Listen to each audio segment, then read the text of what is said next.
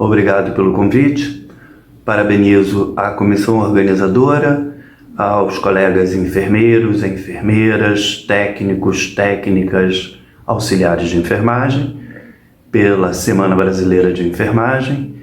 E então vamos dar início à minha apresentação. Mas como não poderia ser diferente, pelo Grupo Lacuideantes, puxa a vinheta!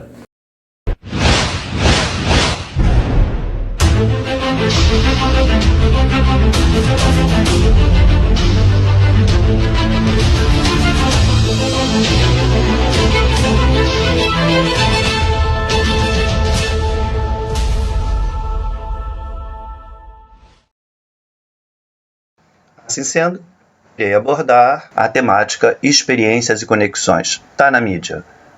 Fake news e a enfermagem na vacinação contra a Covid-19. Assim sendo, trago para vocês, para começar, o artigo intitulado Fake News no cenário da pandemia de Covid-19. E prestem atenção no que se refere à categoria vacinação. China anuncia vacina para coronavírus. Isso circulou na internet e se trata de uma fake news, numa época que não se tinha vacina, e isso já estava sendo divulgado. Essa discussão, inclusive, pode se remeter a outras áreas, porque o tempo não para as fake news no cenário em que estamos vivendo. Não obstante, enfatiza-se a necessidade de a população conhecer o site do Ministério da Saúde, o brasileiro, o qual aponta as fake news, para que ocorra educação em saúde com informações corretas e seguras. Na obra que se encontra em tela, a autora apresenta aos leitores que as pessoas podem pensar que se houver alguma verdade nas informações, isso pode ser útil para os amigos e os seguidores. Se não for verdade, ela é inofensiva, mas isso é preocupante. O ímpeto de compartilhá-las sem perceber que o compartilhamento também pode causar danos. Vamos ver isso na perspectiva de estrutura, técnica de argumentação na teoria da comunicação, onde se tem o argumento de autoridade, que é o uso de citação de autoridades do campo e autores renomados ou similares. Eles passam a ser fiadores da veracidade dessa fake news. A argumentação com base no consenso comum. São proposições evidentes, por si só, universalmente aceitas. Isso também é um problema, porque trata-se, então, de um efeito argumentativo. O argumento baseado em provas concretas. Isso trata-se de cifras, estatísticas, dados históricos, inclusive experiências vividas. Acredito que alguns já tenham recebido algo desse tipo, nem que seja por áudio. E o argumento com base no raciocínio lógico. É questão da causa e efeito. Acredito que seja claro a explicação, basicamente autoexplicativa. O argumento com base na competência linguística.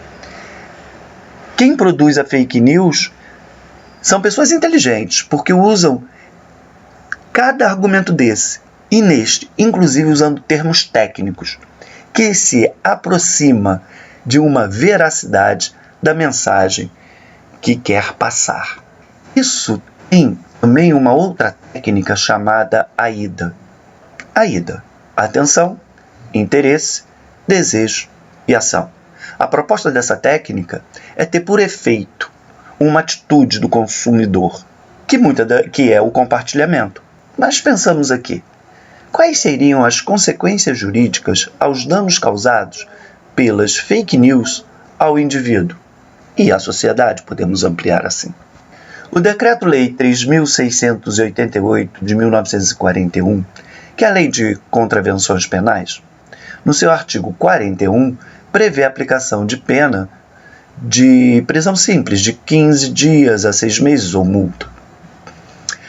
O Decreto-Lei 2.848 da década de 1940, que se refere ao nosso Código Penal brasileiro, pune tanto o autor das fake news como aquele que a divulga. Olha só que interessante. Tem punição para quem produz e tem punição para quem a divulga. Ainda no Código Penal brasileiro, no seu artigo 132, prevê pena de detenção de 3 meses a 1 ano, se o fato não constituir crime mais grave, ou seja, um acúmulo. Vamos desdobrar isso. Vamos trazer aqui um exemplo. Divulgação de curas ou remédios que supostamente seriam infalíveis, sem a comprovação científica ou regulamentada por agência sanitária competente. Isso se aplica ao artigo do Código Penal 283, que prevê pena de detenção de 3 meses a 1 ano e multa. Vejam, a coisa é muito séria. Em síntese para isso, as fake news são inconformidades que geram indícios de infrações por meio de denúncias de qualquer origem, sejam pelos supostos descasos dos profissionais de saúde, dos gestores públicos e privados, das supostas condições de atendimento, supostas faltas de materiais, insumo, dentre outras, nesta mesma linha de pensamento. Bom, agora nesse momento, então, eu convido vocês para assistirem um vídeo sobre uma síntese da revolta da vacina, mas vamos ter só um pouquinho de paciência que a tela vai descer para que a gente possa, então, reproduzir o vídeo para vocês. Vamos lá, então. O jovem médico Oswaldo Cruz acabou com a epidemia da peste bubônica no Rio de Janeiro. A experiência foi um sucesso. Vencer a varíola. E o único remédio era a vacina, ainda uma novidade para os brasileiros, mas já fabricada na França há algumas décadas, a partir do vírus da varíola da vaca. A repercussão é negativa. Ninguém queria colocar dentro do corpo o vírus da doença, ainda mais de um animal. Nem mesmo o intelectual Rui Barbosa. Mas não havia outra saída. Para conter o número crescente de mortos, o Congresso aprova uma lei tornando obrigatória a vacinação. As brigadas sanitárias começam a entrar nas casas e vacinar as pessoas à força. A revolta é geral. Mulheres se recusam a mostrar o braço aos vacinadores e muita gente que morava em lugares insalubres tem suas casas demolidas. O conflito toma proporções gigantescas, com tiroteios e quebra-quebra em todas as partes da cidade.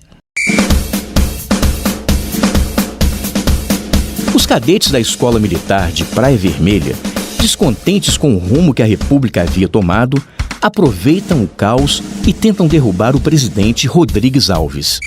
O governo reage com mão de ferro, decreta estado de sítio e manda revoltosos, descontentes e, de quebra, alguns desempregados para uma jornada de trabalho forçado no estado do Acre.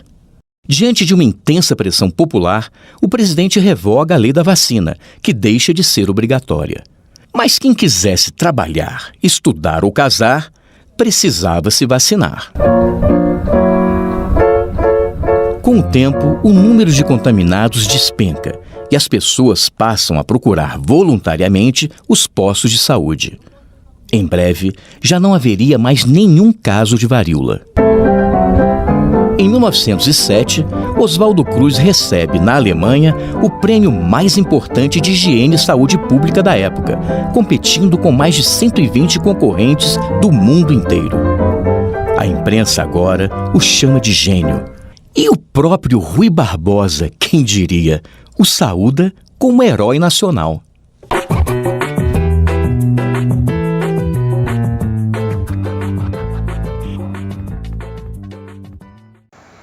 Enfim, chegamos às considerações finais. Trouxemos a estrutura da fake news, os aspectos legais e articulamos a um aspecto histórico. Estamos em época de vacinação. Precisamos ficar atentos. Obrigado a todos que me escutaram até esse momento.